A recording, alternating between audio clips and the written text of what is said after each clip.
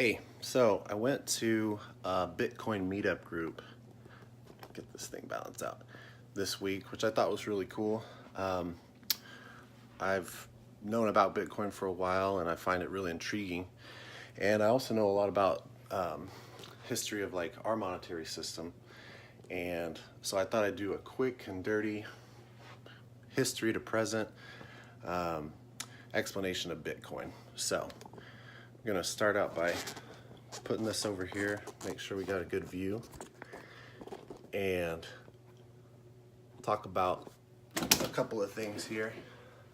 First of all, here's the transition from old systems to new systems, and this applies to just about anything, but we're going to apply it to money and the future of money.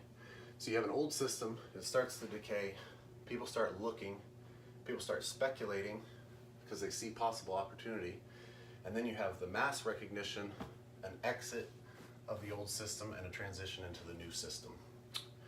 So actually I want to step a step before the old system just to talk about a little bit about money in case you're not familiar with the difference between money, currency, coins, tokens. So a token, if you say that word, you think of like going to funhouse arcade kind of thing, and you get a little, looks like a coin, but you know it's not really worth anything outside of that system.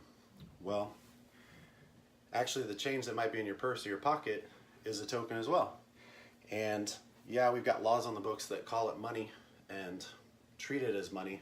People are supposed to take it at different businesses, but it actually hasn't been money since 1964.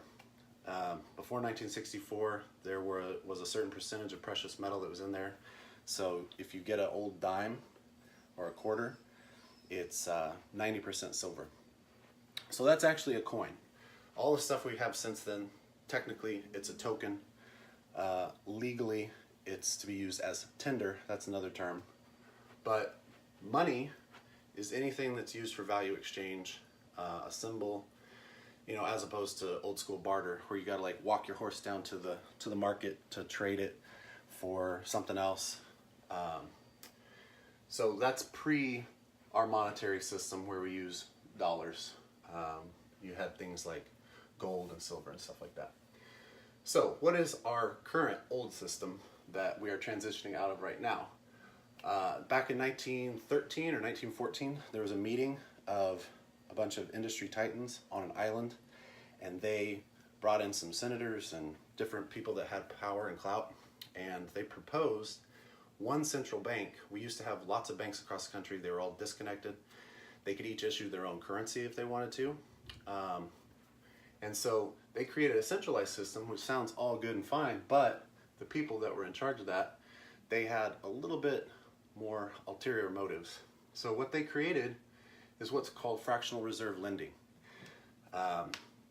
This originally was done with the gold lenders in France and England. They would hold gold and they'd give you a paper certificate that said you have 1 ounce of gold on our books, and you could come in, you could trade it in, you could get your gold back. But they figured out they could actually issue those certificates and then only keep a portion of the gold, because not everybody comes and picks up their gold at the same time. And so they were able to keep a reserve of a certain percentage and loan out. You know, they're basically able to take more profits for themselves. So the Federal Reserve was created at this meeting in 1913. The Federal Reserve is not federal. It's a private institution. It works closely with the U.S. government because there's a direct relationship. U.S. Treasury issues a bond. Federal Reserve prints money, which we really don't even print that much money anymore. It's all digital numbers. You can go to the Federal Reserve website and see the monetary supply. M1 is actual printed cash. The M2 figure is cash plus deposits, which that would be like that fractional lending. Okay, so how much paper certificates went out and how much actual value is kept in the bank. But then we also have an M3 supply, which counts all credit markers and stuff like that and derivatives. And the monetary supply is a whole other thing. And you can kind of figure out which way inflation is going to go, you know, the price that you actually pay at the store from that. So the Federal Reserve is not actually a government organization. So that's the old system.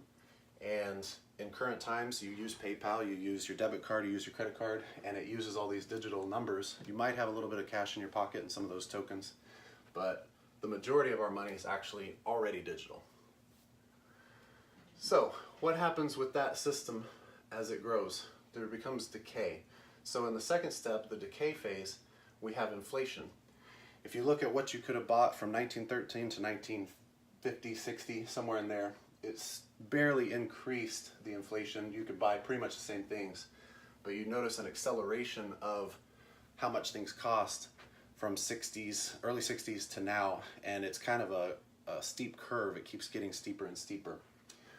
So what happens if you have inflation and people are trying to file alternatives? Well, you've got to control that and enforce it more. So 1964 is when they got rid of the silver coins and created the tokens, and we've also had periods where the government said, okay, you can't use gold, you can't use silver to trade, you have to use US dollars.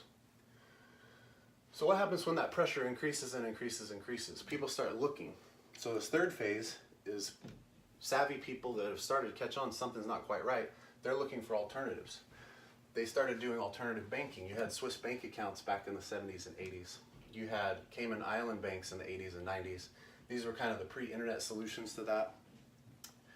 And then when the internet came around, some clever people thought, what if we could make something that was like gold, but it was digital? You know, you could do transactions on the internet. All these new businesses were popping up. Everybody was starting to have a website, and people were starting to trade using this new communication system called the internet. And the e-gold, it didn't work out. The technology underneath it was just not sound enough. And actually, I didn't write this down, but there's a transition between that e-gold concept and what people all know about now, which is Bitcoin. And I'll just tell you this quick story. You remember when people used to download music from Napster? Napster was a website. They had an office and a building, and people would upload songs to there illegally, download them illegally, and people were sharing music. And that was how we did it back when, you know, I was in high school. But Napster got shut down. They got raided. And that centralized location allowed them to do that. So immediately, just the very next technology that came out after that was peer-to-peer file sharing. And the peer-to-peer system, there is no office. There is no single website. You have places that you can find the seeds or the trackers, and you have software, and all that code is distributed freely. You download the program for peer-to-peer file sharing. You go on there, and I don't recommend this because it is still illegal, but you are able to get those files all pulled from different people's computers. It's a network.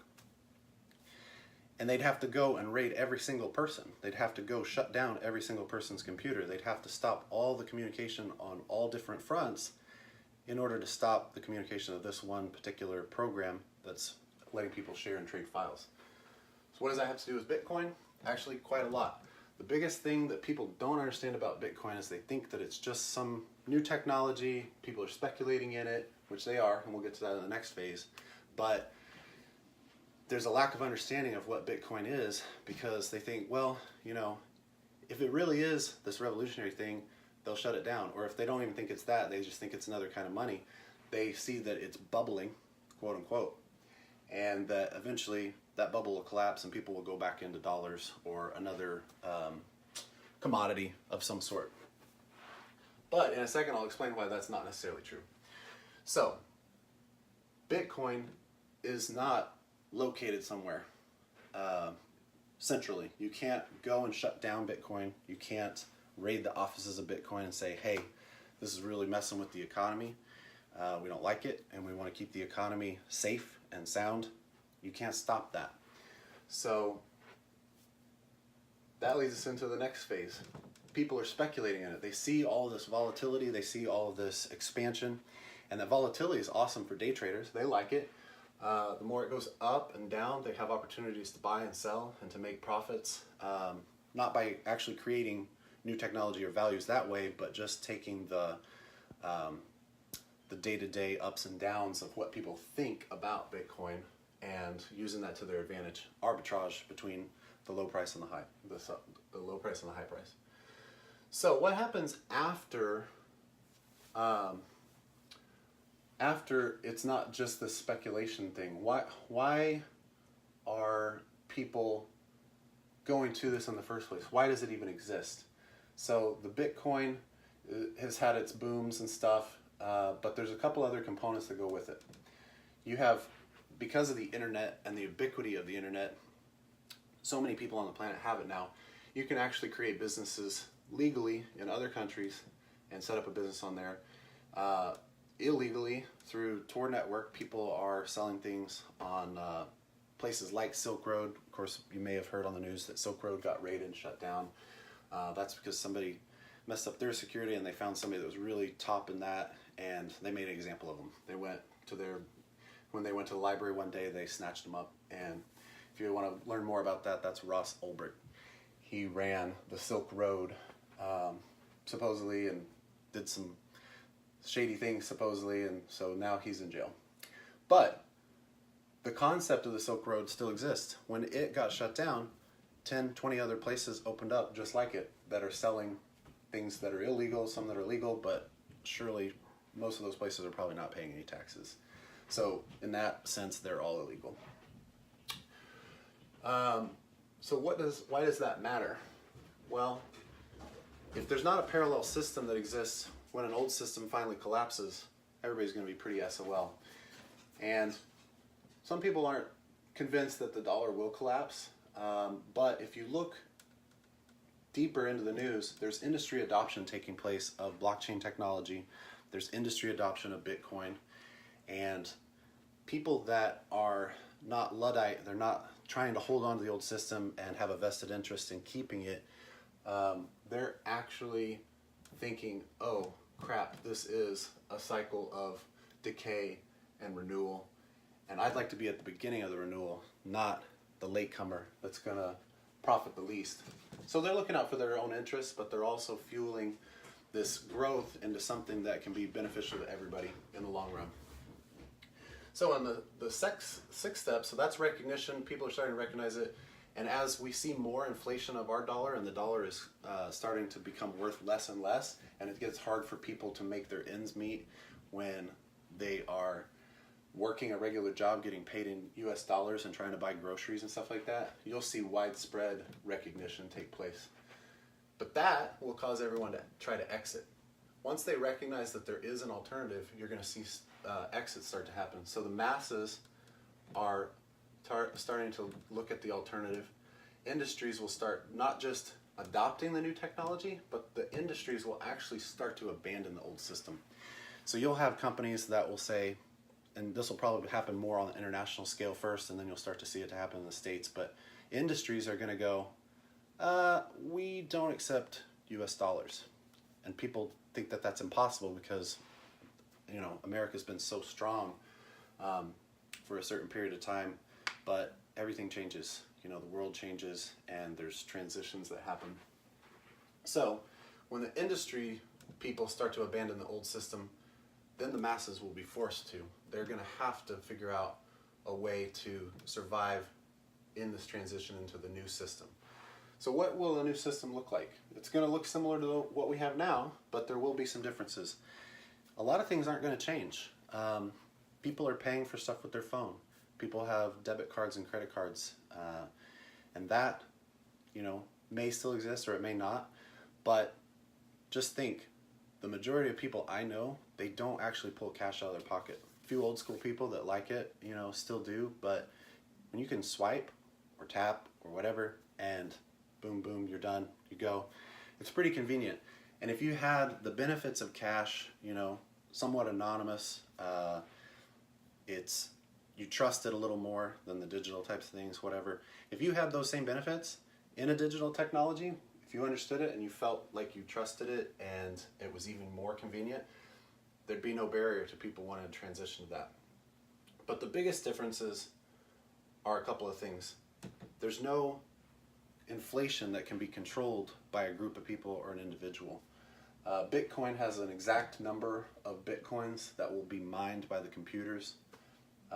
so it's got a steady pace, and once it is all mined out, it literally won't inflate. It'll actually be a deflationary currency, which, you know, in our boom and bust cycle, we think deflation's bad, but actually deflation leads to price decreases, and all of a sudden, all the goods and services that we need and want, the prices are going to go down and down and down because we don't have the same crazy boom and bust cycle that's caused by manipulation of our interest rates through the Federal Reserve System. So, no inflation, or a set inflation rate based on a pre-created application. And then there's no central control. Like I said, distributed network. So why is that important? Well, the central control,